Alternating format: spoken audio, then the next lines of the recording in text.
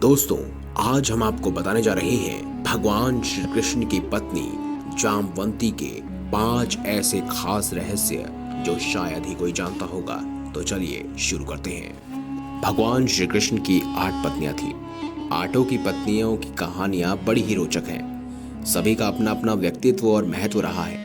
महाभारत और श्रीमद् भगवत गीता में भी सभी की चर्चा विस्तार से मिलती है। तो चलिए आज जानते हैं जामवंती के 5 रहस्य। सबसे पहला सवाल कि आखिर कौन थी जामवंती। दोस्तों, जामवंती रामायण काल के जामवंत जी की बेटी थी। जामवंत जी को प्रभु श्री राम ने चिरंजीवी होने का वरदान दिया था, इसीलिए वह अभी तक जिंदा है। और संयमन तक मणि लेने श्री कृष्ण जंगल में गए तो उन्हें पता चला कि एक गुफा में रहने वाले जामवंत जी के पास वह मणि है। श्री कृष्ण ने जामवंत जी से कहा कि यह मणि मुझे दे दो, क्योंकि यह सत्राजित की है।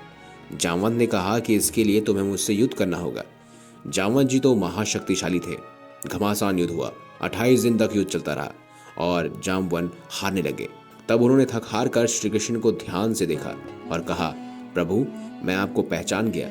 आप ही मेरे राम हैं। आपकी एक तिरछी नजर से ही समुद्र के जीव जंतु और समुद्र विचलित हो गए थे और समुद्र ने आपको मार्ग दे दिया था।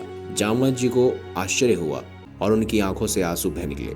उन्हें इस बात का पश्चाताप हुआ कि मैं अपने आराध्य से लड़ा। उन्होंने तब श्री कृष्ण से कहा कि आपको मेरी बेटी से विवाह करना होगा। इस तरह जामवंती श्री कृष्ण की पत्नी बनी। श्री कृष्ण अपनी सभी पत्नियों को समान रूप से प्रेम करते थे।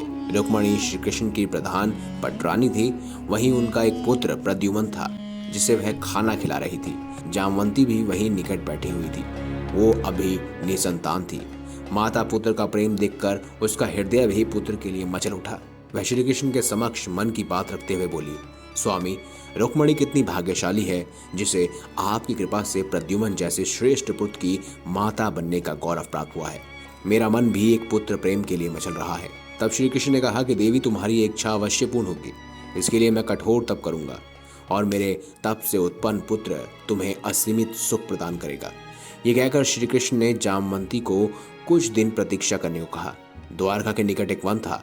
उस वन में परम शिव भक्त उपमन्यु मुनि रहते थे। उन्होंने अपना संपूर्ण जीवन शिव उपासना में व्यतीत कर दिया था। भगवान शिव की उन पर अनन्य कृपा थी। श्री कृष्ण उनके पास गए और बोले, मुनिवर, भगवान शिव और भगवान माता पार्वती भक्तों की संपूर्ण मनोकामना पूर्ण करने वाले हैं। उनकी शरण में जाने वाला निराश नहीं लौटता। मैंने जामवंती को एक तेजस्वी पुत्र प्रदान करने का वचन दिया है, परंतु इससे पूर्व मैं भगवान शिव और माता पार्वती की उपासना कर उनका आशीर्वाद प्राप्त करना चाहता हूँ। मुनिवर, संसार में आपके समान शिव भक्त दूसरा कोई नहीं, इसीलिए अपना शिष्य बनाकर मुझे शिव मंत्र और स्तोत्र की दीक्षा दे। उपमन्यु मुनि ने श्री कृष्ण को शिक्षा दी। कठोर तप के बाद भगवान शिव प्रसन्न हुए और देवी पार्वती के साथ साथ साक्षात प्रकट होकर श्री कृष्ण से वर मांगने के लिए कहा। श्री कृष्ण ने उनसे वरदान में एक पुत्र प्रदान करने की प्रार्थना की। तब भगवान शिव ने उन्हें वरदान दिया कि प्रत्येक रानी से उन्हें 10-10 पुत्र प्राप्त होंगे। तपस्या पूर्ण होने के बाद श्री कृष्ण द्वारका लौट आए।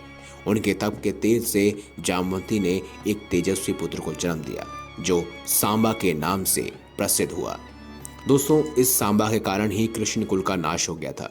महाभारत अनुसार इस सांब का दिल दुर्योधन और भानुमति की पुत्री लक्ष्मणा पर आ गया था और वे दोनों ही प्रेम करने लगे थे। दुर्योधन अपनी पुत्री का विवाह श्री कृष्ण के पुत्र से नहीं करना चाहता था।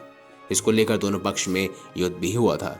साम, सुमित्रा, पुरीजित, शतजीत, सहस्त्रजीत, विजय, चित्रकेतु, वसुमान, द्रविड़ और कृतु, ये सभी जामवंती और श्री कृष्ण के पुत्र थे। दोस्तों, ये थे कुछ जामवंती के खास रहस्य। अगर आपको ये वीडियो अच्छी लगी हो तो इस वीडियो को लाइक करें, हमारे चैनल को सब्सक्राइब करें और ज़्यादा से ज़्यादा शेयर अवश्य कीजिएगा। मिलेंगे बार एक नई खास वीडियो के साथ। तब तक के लिए बहुत बहुत धन्यवाद।